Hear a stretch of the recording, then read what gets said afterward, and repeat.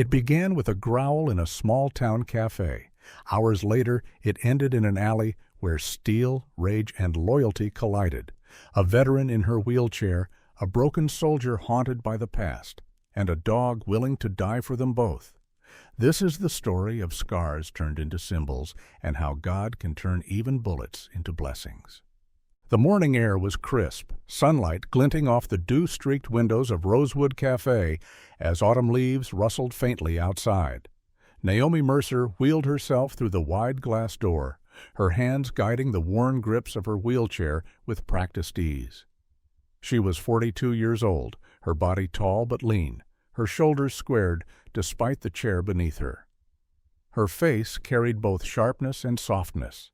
High cheekbones hollowed slightly from years of discipline, yet with gray-blue eyes that once belonged to a soldier who had seen too much.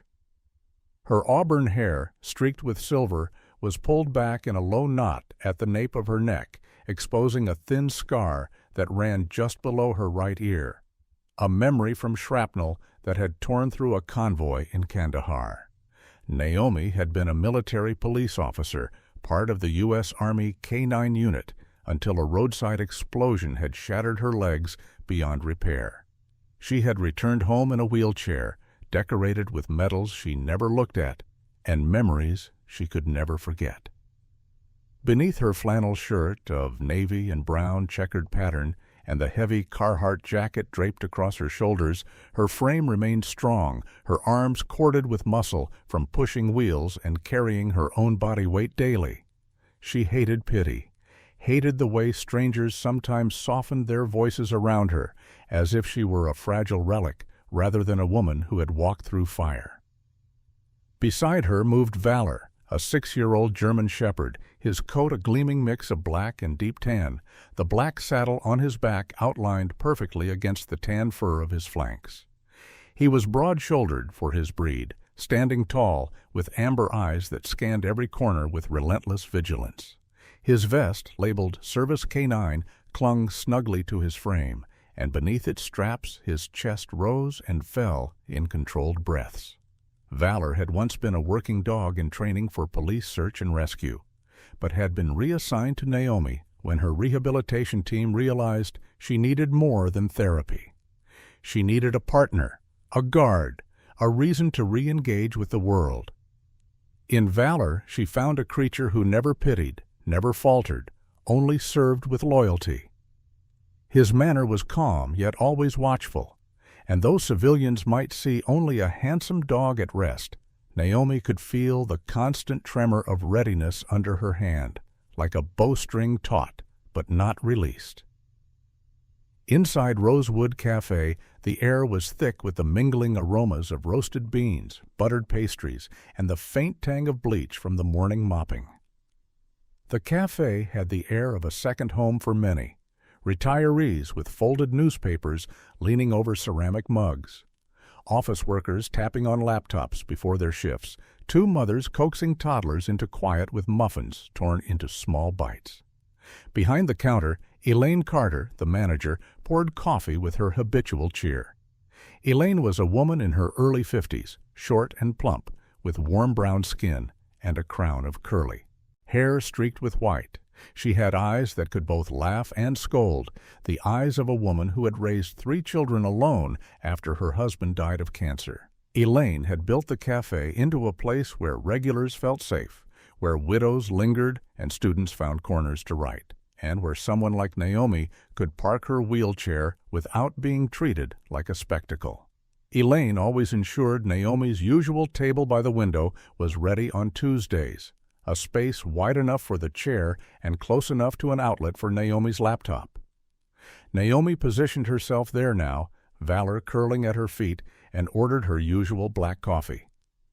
She let herself breathe in the warmth of routine, though beneath the calm surface her mind still carried the hum of hypervigilance, a legacy of war that no pill had ever erased. She watched people the way soldiers do, noting body language, exits, odd movements.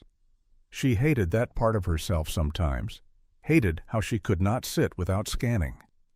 But then Valor's quiet presence grounded her, the steady thump of his tail against her boot reminding her she was not alone. The peace shattered with the rumble of engines.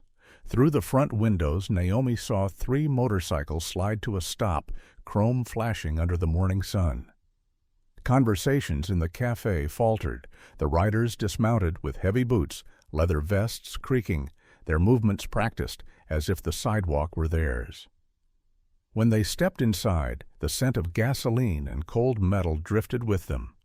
Leading them was Derek Mitchell. He was 45, tall, his frame still thick with muscle, but weighed down by years of rough living. His face bore sharp lines cut deep by both laughter and rage, though laughter had long since abandoned him. His hair, close-cropped and graying at the temples, only emphasized the hollows under his eyes. A jagged scar traced down his jawline, disappearing beneath a rough stubble that he shaved irregularly. Derek had served 3 tours in Afghanistan, once known for steady hands and an easy smile when working military dogs. But war had chewed him down. After an IED blast killed his partner and his best friend pushed him clear of death at the cost of his own life, Derek came home with hearing that never stopped ringing and nights that never ceased burning.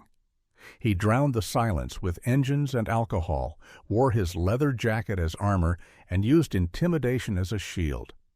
His friends, Mac and Cal, followed him in, younger but wary of the man who led them. Mac was in his late 20s, thin with patchy facial hair, his eyes darting with restless energy. Cal, older at 35, bore the look of a man who had once been steady but now walked in someone else's shadow, his mechanic's hands calloused and scarred. Both deferred to Derek's presence, though each looked uneasy as he scanned the café. Derek's gaze swept the room, then snagged on Naomi and Valor. Something in his eyes shifted, recognition, unease, maybe memory. His lips curled into a smirk, but it was not a smile. It was a defense, a way to keep others at distance. He strode closer, boots thudding against the wooden floor.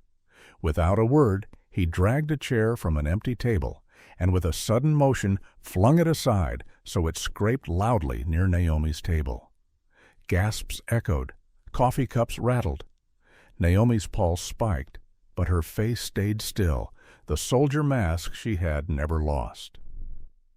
Valor rose in one smooth motion, body coiled, shoulders squared, placing himself between Naomi and Derek. A low growl vibrated from deep within his chest, controlled yet undeniable, the sound of warning that made even men hesitate. His amber eyes locked on Derek, unblinking, calculating every shift of muscle. Naomi placed her hand on Valor's back, not to restrain, but to anchor. She lifted her chin, her voice calm but edged with steel. "You're harassing a service dog," she said, the words clipped, deliberate, each one an assertion of boundaries. For a moment, time froze. Elaine had stopped pouring coffee, her eyes narrowing as she reached for the phone under the counter. Several patrons lifted their phones, recording, the glow of cameras catching Derek's face. Mac muttered uneasily, "Leave it, man," while Cal shifted in his seat, looking toward the door. Derek's smirk faltered, replaced by something more complex, anger mixed with recognition he could not quite place. He held Naomi's gaze a heartbeat longer, then gave a low chuckle, dark and brittle, before stepping back. "Just a joke," he said, though his tone betrayed the lie. He returned to his table, boots heavy, his companions whispering urgent words he ignored.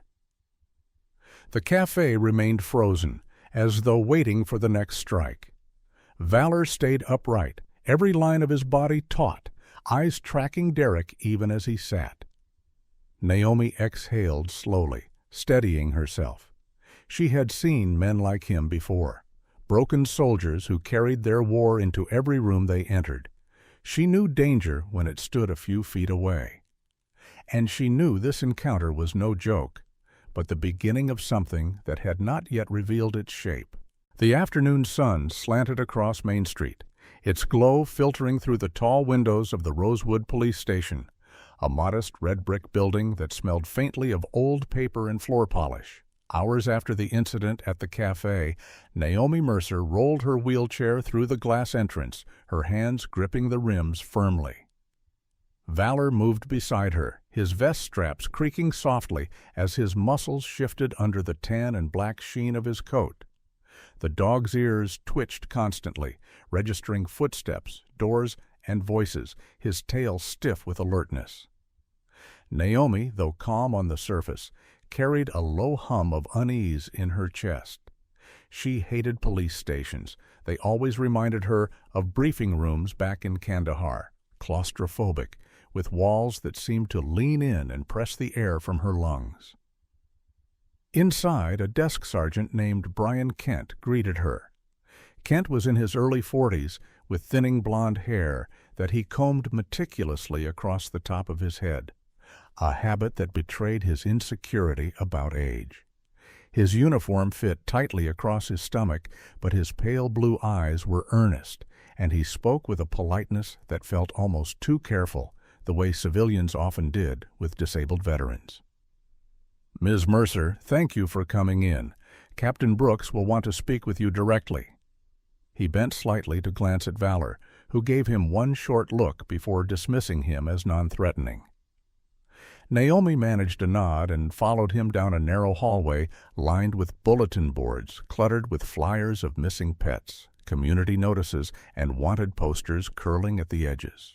Captain Raymond Brooks awaited her in a small conference room. He was a man in his mid-50s with a body still broad from years of patrol work but softened around the waist by desk duty. His dark skin was weathered, the deep lines across his forehead etched by decades of responsibility and the weight of decisions that never satisfied everyone. He wore his uniform neatly pressed, his badge polished bright, and his hair was cropped close with only a fringe of gray around his temples. His jaw carried a hint of stubbornness, and his eyes were dark and steady, the kind that rarely blinked under pressure. Brooks had served in the Gulf War before joining the force, a history Naomi recognized in his way of sitting upright, his back never touching the chair, his movements disciplined, yet economical. "Ms. Mercer," Brooks said with a nod, his voice gravelly but respectful, "I appreciate your cooperation. Please, have a seat." He realized the awkwardness of the phrase only after it left his lips, but Naomi gave no sign of offense. She was used to it. She maneuvered into place at the table while Valor curled at her side, his head resting lightly against her knee. Brooks leaned forward, fingers laced together, and said, "We've received several videos from patrons at the café. It's clear there was harassment, but I'd like to hear your account." Naomi recounted everything: the sudden entrance of the bikers, Derek's chair scrape, Valor's reaction, her own words. She spoke evenly, her voice flat in the way soldiers report facts, not emotions. But inside her chest, her pulse beat faster than she let on, especially when she recalled Derek's face. She had recognized something beneath the bravado, a flicker of familiarity that had unsettled her. As if summoned by her thoughts, the door opened. Brian Kent stepped aside, and in walked Derek Mitchell. His leather jacket looked heavier in the sterile room, his boots loud on the linoleum. His expression carried no smirk this time, only a grim set of the jaw, like a man dragging chains behind him. "Captain Brooks," he said with a nod, his voice roughened by cigarettes and years of shouting over engines. "I came to make a statement." Naomi stiffened, and Valor rose silently, muscles rippling under his vest, his amber eyes locking on Derek. For an instant, Derek's gaze flicked downward and softened. His mouth opened slightly, not at Naomi, but at the dog. Recognition struck like lightning. "Valor," he murmured, his voice breaking with something dangerously close to reverence. Naomi froze. Her heart thudded. Very few people knew Valor's history before he became her service dog. Derek's hands trembled as he slowly pulled back the sleeve of his jacket, revealing a faded tattoo on his forearm. An eagle clutching arrows, the insignia of the 21st Military Police Company. Naomi's breath caught in her throat. She remembered that insignia, remembered men with that tattoo crouched behind barriers of sandbags, remembered voices calling through radio static in the desert night. "You were in Afghanistan," Naomi said, her voice low, brittle. Derek nodded, his jaw working. 3 tours. I was with the K-9 unit before things went sideways. He looked at Valor again. "He was ours, wasn't he? That scrawny pup we pulled out of the rubble near Sangan. I thought he was dead. But you?" His voice cracked, and he shook his head, pressing the heel of his palm against his eyes as if ashamed of tears. Naomi's mind flooded with images. A dusty Afghan alley, a half-buried puppy whining beneath collapsed bricks, soldiers working frantically to pull him free. She had been there.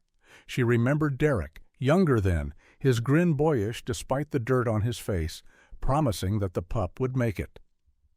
And now, years later, that pup had grown into the steady guardian pressed against her side, while Derek had become a man she barely recognized. Captain Brooks cleared his throat.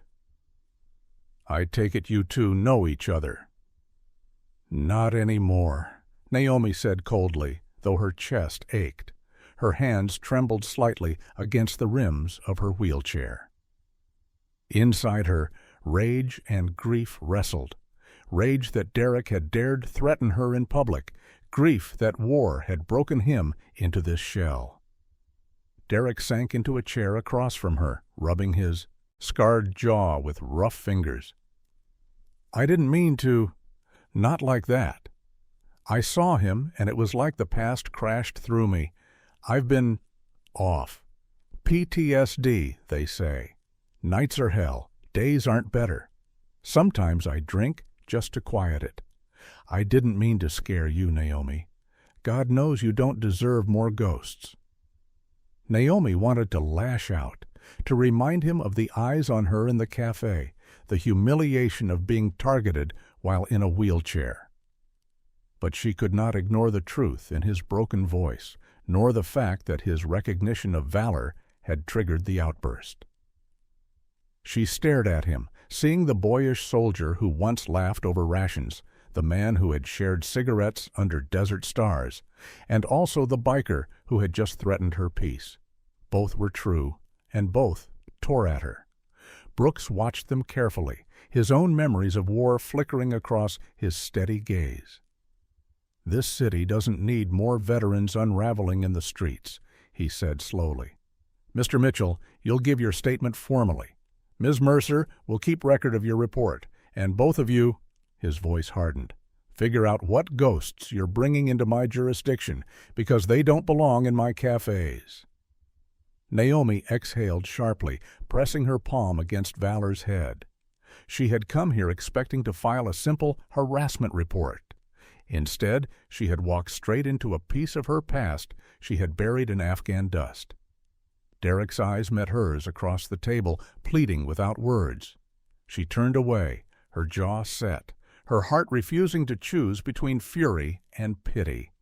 For Naomi, the war was not over.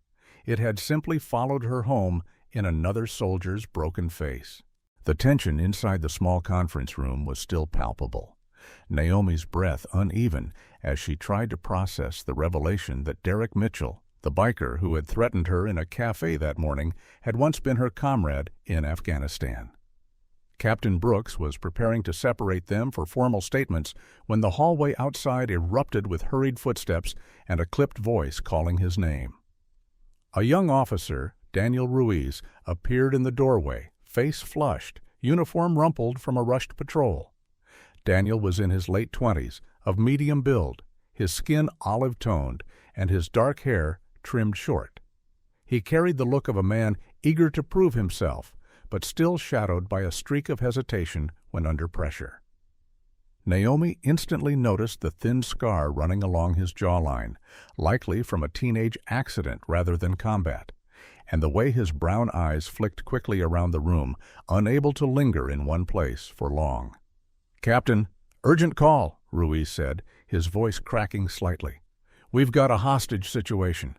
A man named Weaver has taken Cal Henderson, claims he'll hurt him if anyone approaches." At the mention of the name Weaver, Derek stiffened, his hands curling into fists.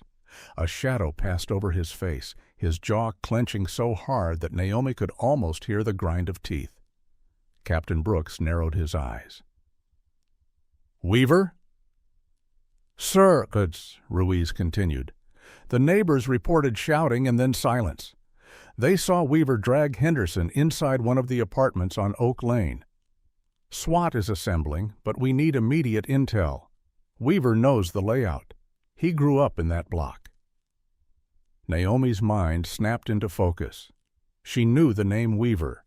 She remembered whispered stories in Afghanistan of a soldier who had been discharged under dishonorable circumstances, a man who carried anger like a weapon.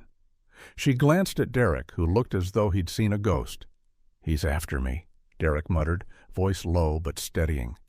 "Weaver blamed me for his brother's death overseas. Said if I'd done my job, his brother would have lived. He's been chasing my shadow since I came home." Brooks stood quickly, authority radiating from the set of his shoulders. "All right, we're moving now. Ruiz, get the tactical team rolling. Naomi, I know this isn't your fight, but if Valor can assist—" Naomi raised a hand to stop him.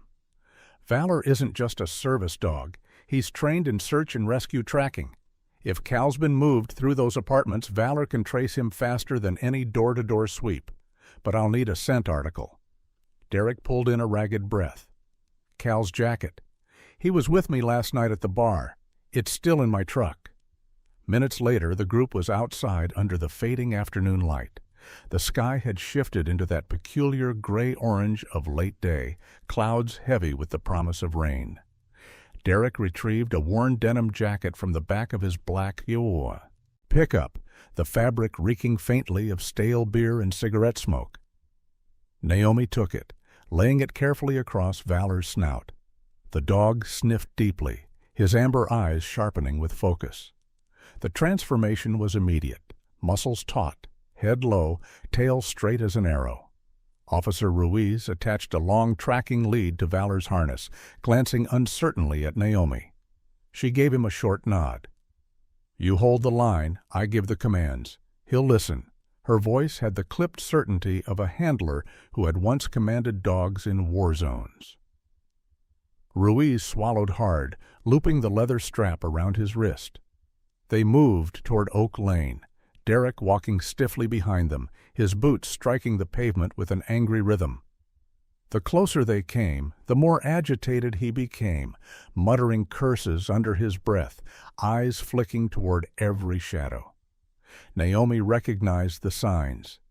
This was a man balancing on the edge of control, a soldier caught in a past that never loosened its grip. She forced her focus onto Valor, drawing her calm from his steadiness. Oak Lane was a narrow row of aging brick apartments, their paint peeling, laundry lines strung across balconies like weary flags. A handful of neighbors huddled behind police tape, their faces pale with curiosity and fear. At the far end, tactical officers in black vests clustered near a stairwell, rifles lowered but ready. Valor sniffed the ground, moved past the stairwell, then abruptly pulled left, tugging Ruiz toward a narrow alley. Naomi followed close, wheels bumping against the uneven pavement. Her voice was firm, every syllable sharpened with command. "Easy, Valor. Track." The shepherd obeyed, nose sweeping along the concrete, pausing at a trash bin, then veering toward the rusted fire escape. His tail stiffened, and a low rumble emanated from his chest. "He's down there," Naomi said, pointing to the shadows beyond. "Weaver's moving him out the back." Captain Brooks caught up, breathing hard but steady. His eyes scanned the alley, calculating. "SWAT will circle around. Ruiz, Stay with Mercer and the dog." He turned to Derek, his voice like steel. "You stay back. If Weaver sees you, he'll kill Henderson out of spite." Derek's face twisted with conflict. His knuckles were white as he gripped the doorframe of a nearby stairwell. "If he wants me, then I'm the bait," he hissed. Naomi looked at him, her chest tight. She saw the guilt that had shaped his life, the way every movement seemed driven by an unspoken debt to the dead. For a moment she almost pitied him. Almost. Then she remembered the café and hardened her voice. "This isn't about you. This is about saving Cal. Don't let your pride get him killed." Valor barked once, sharp and urgent, pulling again toward the fire escape. His nose pressed against the base of the metal ladder where scuff marks marred the rust. Naomi's heart pounded. "They went up. Weaver's taking him to the roof. Maybe to slip across buildings." Brooks signaled his team, and men moved swiftly into position. Naomi's stomach churned with dread. She was not supposed to be here, not supposed to feel the surge of adrenaline that reminded her of combat. But she was, and in this moment her bond with Valor was the thin line between order and chaos. She gave the command, voice steady, though her hands shook slightly on the rims of her wheelchair.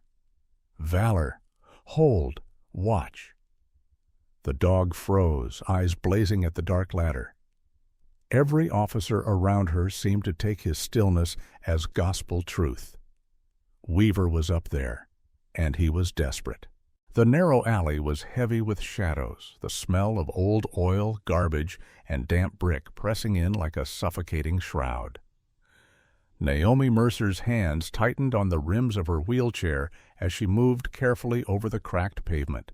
Valor pacing just ahead on a taut lead, his posture rigid, every fiber of his body alive with tension. Officers in tactical vests spread across both ends of the alley, rifles angled downward but ready, their boots crunching on loose gravel in controlled rhythm. The whole scene carried the simmering energy of a battlefield waiting for the first shot to break loose. At the far end, beneath the rusted skeleton of the fire escape, Weaver appeared. He was a tall, broad-shouldered man in his early 40s, his hair shaved close to the scalp, his face weathered by sun and bitterness. His pale skin carried the flush of agitation, and his eyes, icy blue, hard as winter ice, flickered with a rage that was both deliberate and unhinged. His jaw was square, stubbled with a few days of neglect, and his teeth bared slightly as he snarled at the officers around him. In his left hand he gripped Cal Henderson by the collar, pressing a hunting knife against the younger man's throat. In his right hand he held a pistol, the barrel gleaming even in the dim light of the alley. Cal, who looked to be in his late 30s, had the lanky build of a man more accustomed to mechanics and hands-on labor than combat these days. His brown hair was matted with sweat, his face streaked with grime, and his hazel eyes wide with terror as the cold edge of the blade pressed into his skin. Cal had once been a dependable unit mechanic during his deployment, his easy smile and steady nature making him a friend to many. But now his body shook as Weaver dragged him like a pawn in a violent game.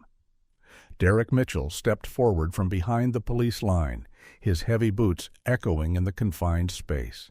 His face was taut with recognition and guilt, his gray-flecked hair plastered to his forehead with sweat. Weaver's gun immediately snapped toward him. "You!" Weaver barked, his voice hoarse from years of shouting anger into bars and battlefields alike. "You're the reason my brother is dead. You left him out there, and now you stand here like you're innocent? You'll pay, Mitchell. You'll pay right now." Naomi's pulse thundered in her ears. She could feel valor vibrating under her control, the dog's growl low and continuous, a sound like distant thunder rolling across open plains. She whispered a command through clenched teeth. "Stay. Hold." Valor froze, but his amber eyes never left Weaver, his body coiled like a spring ready to launch. Captain Brooks raised a hand, his voice carrying the practiced calm of negotiation. "Weaver, listen to me. You don't want to do this. Put the weapon down. Let Cal go. We can talk this through." Weaver laughed, the sound raw and broken. "Talk? There was no talking when my brother bled out because Mitchell wasn't where he was supposed to be. There was no talking when command covered it up. Don't you see?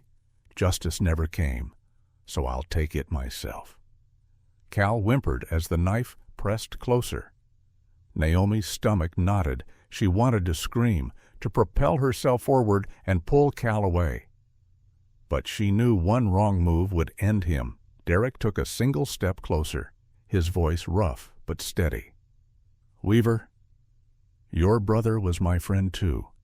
I've carried his death with me every damn day. I see his face every night when I close my eyes. But killing me here, killing Cal, it won't bring him back. It won't heal you." Weaver's gun hand trembled slightly, the first crack in his armor. His pale eyes darted between Derek and Valor, who had risen just enough to square his chest between Naomi and the threat. The standoff seemed balanced on the edge of a knife. Then Weaver's fury flared again, drowning out reason. He yanked Cal closer, shoving him to his knees, and raised the pistol, aiming it directly at Derek's chest. "Then you'll die the way he did, and maybe then you'll understand." Naomi's heart lurched. She knew Weaver's finger was tightening on the trigger. She hissed another command to Valor, but the dog's instincts, sharpened by years of service, surged beyond words. As the shot cracked, Valor lunged. The explosion of sound shattered the alley's silence. In a blur of motion, the German shepherd threw his muscular frame between Derek and the bullet. The impact spun him sideways, a strangled yelp escaping his throat. He crumpled onto the wet pavement, his left shoulder bleeding dark and fast. Naomi screamed, shoving her chair forward with a desperate burst of strength. "Valor!" Her voice cracked, raw with fear. The officers responded instantly. Brooks barked an order, and SWAT surged in from both sides. Flashlights blazed, boots thundered, and Weaver's grip faltered under the overwhelming force. Cal wrenched free, collapsing into the arms of Ruiz, who hauled him back to safety. Weaver roared, thrashing like a trapped animal, but within seconds he was disarmed, pressed face first into the pavement, wrists cuffed behind his back. Naomi barely registered the chaos around her. She rolled hard, gravel scraping her palms as she reached Valor's side. The dog's breath came in ragged pants, his body trembling, but still trying to lift his head, as if refusing to yield even in pain. She pressed both hands against the wound, hot blood seeping between her fingers. "Easy, boy. Hold on," she whispered, her voice trembling but steady enough to soothe him. "You're okay. I've got you." Derek stood frozen a few feet away, his broad frame trembling like a child's. His eyes locked on the fallen dog, his lips parted but silent. He had been seconds from death, and now he was alive because the animal he once trained alongside had chosen to sacrifice itself for him.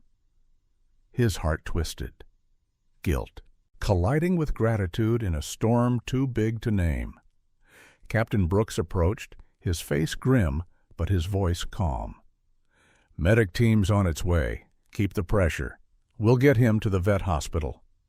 Naomi's hand shook as she maintained pressure, whispering constant reassurance into Valor's ear. The German shepherd's tail gave a weak thump against the pavement, acknowledging her voice. Her throat tightened. She glanced at Derek, her eyes blazing with fury and anguish. "This is on you. He nearly died for you. And for what? For old ghosts you can't let go." Derek lowered his head, tears streaking down the grime on his cheeks. "I didn't ask him to."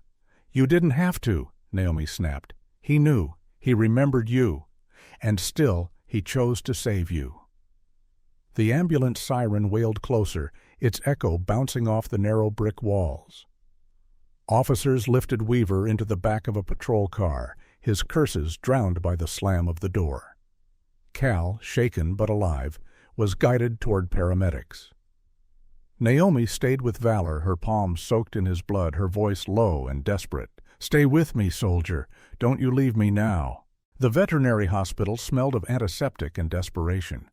Harsh fluorescent lights buzzed above, turning every shadow sterile and flat. Naomi Mercer sat rigidly in her wheelchair, hands still sticky with dried blood despite repeated washing, her knuckles raw from holding pressure against Valor's wound until paramedics pried her away. Her chest felt hollow, as though the gunshot had torn through her, too. The waiting room was lined with plastic chairs, their faded upholstery doing nothing to ease the weight of hours. Posters of smiling golden retrievers with gleaming teeth mocked her from the walls, their cheer too bright for the moment. Valor was somewhere beyond the double doors of the surgical suite.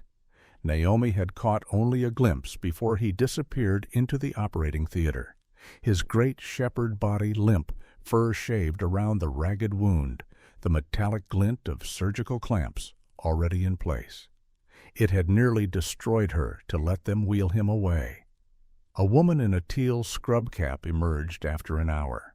She was slender and tall, in her mid-40s, with dark blonde hair tucked neatly away. Fine lines etched around her mouth spoke of long years of midnight emergencies and steady hands in crises. Her name badge read Dr. Evelyn Chin, DVM.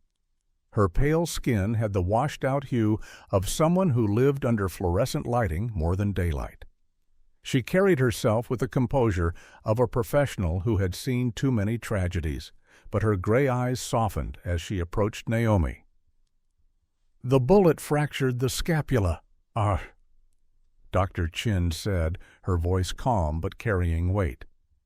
"We removed fragments, repaired tissue, and flushed the wound. He'll survive, but Valor will need at least 12 weeks before he can return to work, maybe more. No weight-bearing on the left side for some time." Naomi's breath left her in a shudder. She nodded, swallowing against the dry ache in her throat. "And his training? His duties?" Dr. Chin hesitated. "It depends on his healing. Some dogs adjust well, others don't recover full mobility. You should prepare for the possibility that he won't return to service work in the same capacity." The words struck Naomi harder than she had expected. Without Valor, every transfer from chair to bed, every dropped object, every episode of autonomic dysreflexia became a hazard. She pressed her palms against her knees to hide their trembling. "Can I see him?" she asked. Dr. Chin nodded. "He's sedated but stable, only for a few minutes." They guided her into recovery. Valor lay on a padded table, his thick coat shaved along the shoulder, stitches angry and red against pale skin. His chest rose and fell shallowly, tubes and monitors blinking in rhythm. Naomi reached out, her fingertips trembling as they brushed the fur near his ear. "You held the line," she whispered, her voice breaking. "You did your duty." The sound of boots on linoleum made her head lift. Derek Mitchell stood in the doorway. He looked smaller without his biker swagger, his leather jacket hanging limp, eyes bloodshot. He had washed his face, but not the guilt from it. His square jaw trembled, stubble darkening the hard lines of his cheeks. For once, his broad shoulders did not fill the space with menace. They slumped, as though carrying a century of grief. Naomi's voice was ice. "Why are you here?" Derek took a halting step closer, stopping short of the table. "Because I owe you both more than I can ever pay. His voice cracked, forcing him to look down at his boots before continuing. "I trained dogs like him in Afghanistan. I worked with your unit's canine before I went under. If you'll let me, I can help. With his rehab. With you. Whatever you need." Naomi glared at him, her blue eyes sharp enough to cut. "You nearly cost Cal his life today. You brought Weaver's fury into that cafe. And Valor. Valor's bleeding because of you." Derek's jaw clenched. I know, and I'll never forgive myself. But Valor still jumped for me. He remembered. I can't explain it, but he did. If he trusted me enough to take that bullet, maybe I can honor that trust now. Let me help. Naomi turned her gaze back to the shepherd. Valor's paws twitched faintly in sedation, as though chasing shadows in a dream. She thought of the long months ahead, therapy sessions, daily wound care, specialized training adjustments. Tasks she couldn't manage alone, not from a wheelchair. Her aunt lived states away, her VA caregiver came only 3 times a week, and Valor had been her hands and anchor. She despised the truth, but it pressed down relentlessly. She needed help. She wheeled herself back from the table, squaring her shoulders. "No promises," she said finally. "If you want to help, prove you can. No drinking, no outbursts, no biker bravado, just discipline and patience. Valor doesn't need chaos around him, and neither do I." Derek's eyes lifted, glistening with something she had not seen in them before: humility. He nodded once, slowly, his voice rough. "Understood." Naomi's eyes narrowed. "This isn't forgiveness. It's a condition of survival. Break it, and you're gone." He swallowed hard. "Fair enough." Silence hung between them, broken only by the soft beep of the monitors and the hum of the machines. Dr. Chin returned briefly to check Valor's IV line, her calm efficiency restoring order to the moment. She glanced between them, sensing the fragile accord, but choosing not to intrude. Instead, she offered practical instructions, medication schedules, wound care protocols, dietary adjustments, each word reminding Naomi of the road ahead. When Derek left that night, Naomi remained by Valor's side, her hand resting on the shepherd's paw. Her chest ached with conflicting emotions: fury, fear, reluctant hope. She whispered into the dim light, more to herself than to the sleeping dog. "This isn't over, not for any of us." The weeks that followed blurred into a cycle of hospital visits, therapy sessions, and long nights where silence spoke louder than words. Naomi Mercer sat in her small bungalow on the edge of Rosewood, the autumn air filtering in through half-open windows. The house was modest: 2 bedrooms, narrow hallways barely wide enough for her wheelchair, and a porch that creaked like tired bones when the wind pushed against it. On the living room rug lay Valor, his body stiff with healing stitches, his left shoulder bound in a snug harness designed to limit his range of motion. His amber eyes still burned with determination, but every attempt to rise ended with a whimper and Naomi's firm hand pressing him gently back down. Derek Mitchell had begun visiting daily. He no longer wore the biker jacket like armor. Instead, he came in plain flannel shirts, sleeves rolled up to reveal the faded tattoos of his unit, his rough hands carrying groceries, cleaning supplies, or sometimes simply a leash in one hand. His dark hair was trimmed shorter now, his face shaven most days, though the shadows under his eyes betrayed sleepless nights. He had started attending therapy at the VA clinic in the neighboring city, something Naomi had insisted upon before allowing him inside her daily routine. The VA had paired Derek with Dr. Samuel Price, a therapist in his late 50s with steel gray hair and a trim beard that softened his otherwise severe features. His build was lean, his posture still military straight, and his brown eyes carried the weight of decades spent listening to the broken pieces of men and women. Price himself had served as a Navy corpsman in Desert Storm, and a shrapnel scar along his neck was a constant reminder of days he rarely spoke of. His calm voice and quiet authority gave Derek no room for posturing, only honesty. Naomi noticed the shifts in Derek after each session. Some days he returned subdued, as if dredging memories had left him hollow. Other days he bristled, anger leaking out in sharp comments or slamming a door too hard. Once he barked at Naomi when she corrected his technique while adjusting Valor's harness. The words hung heavy in the room, cutting deeper than he intended. Naomi had fixed him with her steel blue eyes and said coldly, "If you want chaos, go back to your gang. In this house, discipline keeps us alive." Derek had swallowed his pride, muttered an apology, and shown up the next morning with fresh resolve. During Valor's convalescence, a new figure entered their rhythm. Maverick, a retired Belgian Malinois from the police K9 unit. He was older, his muzzle dusted with gray, his lean frame scarred from years of service. Unlike Valor's fierce intensity, Maverick carried himself with calm dignity, moving with deliberate steps as though every action had been weighed and chosen. His brown eyes radiated patience. Officer Daniel Ruiz had arranged for Maverick to stay with Naomi temporarily, explaining, "He needs a place to wind down. You need a stand-in until Valor's ready. It's a fair trade." Naomi had been skeptical at first, but Maverick adapted quickly, fetching dropped objects, standing steady to help with transfers, and lying quietly at her feet during long nights when nightmares clawed at her. Valor, confined to rest, would sometimes growl weakly at Maverick's presence, but Maverick never responded with hostility. Instead, he simply lay a few feet away, his calm presence soothing tension. Naomi often joked, "You're like the old sergeant in the corner, Maverick, too wise to argue." Every morning began with routine. Naomi would wheel herself onto the porch, breathing in the cool air while Maverick stretched beside her. Derek often arrived carrying 2 cups of coffee, his large hands cradling the steaming paper cups as though they were offerings.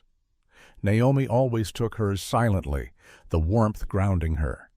Then they would work with Valor, short, careful exercises under Naomi's commands. Sit, stay, lift, just an inch.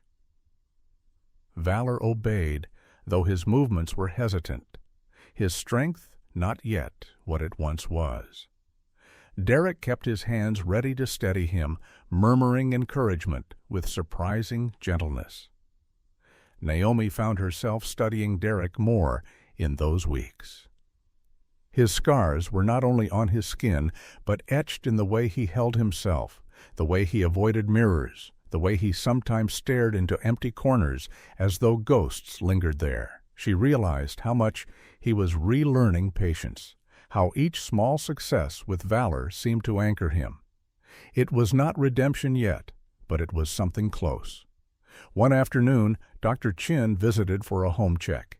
She arrived in plain clothes, a cream sweater and dark jeans, her blonde hair loose around her shoulders, her expression serious but kind.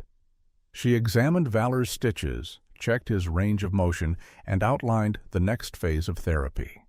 "He's healing well," she said, scratching gently under Valor's chin. "But don't rush him. Bones mend slower than hearts." Naomi had smiled faintly at that, though Derek had looked down, shame flickering across his face. Outside of therapy, Derek threw himself into tasks Naomi had once struggled to manage alone. He repaired the loose porch railing, trimmed the overgrown hedges, and even coaxed life back into the neglected garden at the side of the house. Naomi sometimes watched him through the window, his large frame bent over the soil, sweat running down his neck, his movements clumsy but sincere. She realized he was building not just a garden, but a way to prove his presence could bring life instead of destruction. Yet the process was not linear. There were setbacks. Valor once tried to climb the porch steps too quickly and yelped, collapsing onto the wood. Naomi's heart stopped as she rushed forward, only for Derek to scoop the dog gently into his arms, murmuring, "Easy, soldier, you're not there yet." Another time, Derek missed a therapy appointment, slipping into old habits and drinking at a bar. When Naomi found out, her fury was volcanic. She slammed her palm against the armrest of her chair and shouted, "You think this is a game? That dog took a bullet for you, and you can't even take a bus to therapy." Derek had bowed his head, shame etched deep, and the next morning he showed up early, sober, and ready to work.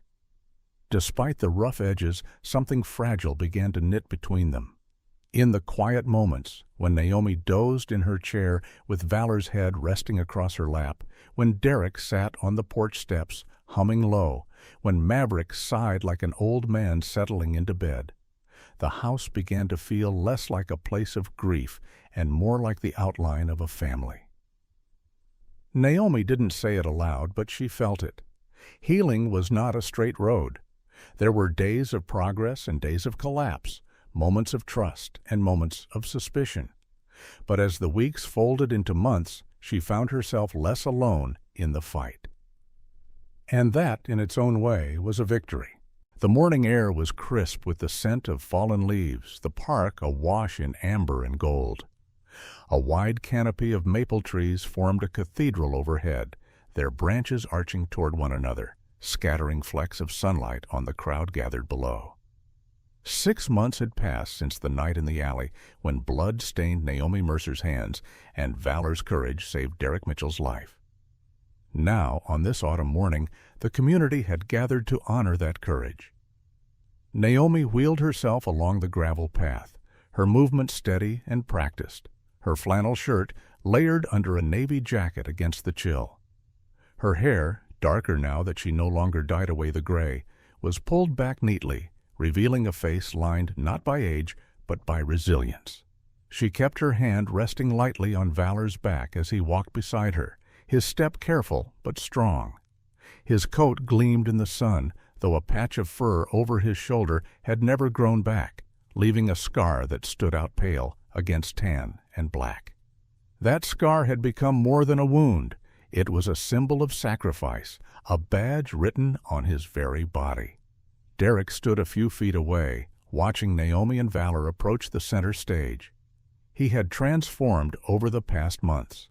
Gone was the leather jacket and the slouched posture of a man weighed down by bitterness. He wore a clean dress shirt tucked into dark jeans, his hair trimmed short, his jaw freshly shaved. He still bore the tattoos and the rough hands of a soldier-turned-biker, but now his eyes were clearer, steady, less haunted. Therapy had not erased his demons, but it had given him the strength to stand tall without being consumed by them. Captain Raymond Brooks, resplendent in his formal police uniform, stood at a podium set beneath the largest tree. His dark skin seemed to glow in the morning light, and his voice carried effortlessly across the park as he addressed the crowd. Around him were rows of folding chairs filled with veterans in worn jackets, families with young children tugging at their sleeves, and neighbors who had watched Naomi's struggles from afar and now came to celebrate her triumph. "Ladies and gentlemen," Brooks began, his gravelly voice steady, "we gather today not only to recognize bravery, but to honor the bond between human and animal, soldier and companion, survivor and protector. 6 months ago, in an alley behind Oak Lane, a service dog named Valor threw himself into the path of a bullet to save lives. He did not hesitate, and he did not falter. Today, we recognize that act not just with gratitude, but with the highest commendation we can offer." He gestured toward Naomi and Valor. Naomi felt her chest swell as the applause rippled through the crowd. Valor, ever dignified, sat at her side, his ears pricked and his tail flicking once against the ground. Naomi bent slightly, whispering, "This is yours, soldier. You earned every clap of those hands." From the front row a woman rose. She was tall and slender, with auburn hair pinned neatly under a felt hat. Her green eyes sparkled with quiet strength, her fair skin freckled across the bridge of her nose. This was Sarah Mitchell, Derek's younger sister, who had come after hearing of her brother's attempts to rebuild his life. She had been wary at first, protective of her family's reputation after years of Derek's reckless choices, but she had grown to see the change in him. She smiled warmly at Naomi, nodding in respect, her presence a reminder that even broken families could stitch themselves back together. Captain Brooks lifted a small velvet box and opened it, revealing a bronze medal on a blue and gold ribbon. The inscription read, "For Valor Beyond Duty." His weathered hands fastened it carefully onto the service vest that Valor wore with quiet pride. The crowd erupted into applause, veterans rising to their feet, children clapping with delight, and even old men saluting. Naomi blinked back tears. Her hand, resting on Valor's scarred shoulder, trembled as she whispered again, "You're more than my legs. You're my heart." Derek stepped closer, his voice low but firm. "He saved me when I didn't deserve it. And you let me stay when you didn't have to. I won't forget either of those gifts." His gaze met Naomi's, steady for once, no longer pleading or broken. "I can't change the past, but I can stand here and say I'm not the same man I was. Not anymore."